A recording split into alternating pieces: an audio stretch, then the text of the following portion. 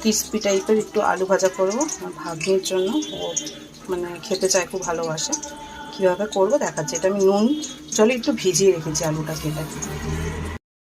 ভিজিয়ে রেখেছিলাম নুন জলে। এটার মধ্যে অল্প একটু নুন দিয়েছি, হলুদের গুঁড়ো, লঙ্কার গুঁড়ো। এটার মধ্যে একটু কর্নফ্লাওয়ার দিলাম, একটু চালের গুঁড়ি দিলাম।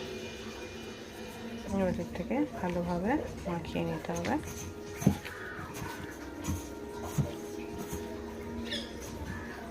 এটা এরকম মাখিয়ে 5 মিনিট মতো রেখে দেবো, তারপরে ফ্রাই করব। এই যে গাইস, আমাদের তেল গরম হয়ে গেছে। এবার আমরা আলুগুলো এর মধ্যে ছেড়ে দেবো।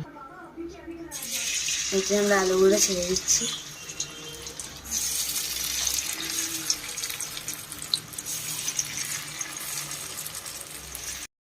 এই যে আমাদের আলুটা ভাজা ভাজা হয়ে এসছে, দেখুন। আমাদের ক্রিসপি আলু ভাজার রেডি। এই যে আপনারাও বানাবেন, বলবেন কেমন হয়েছে।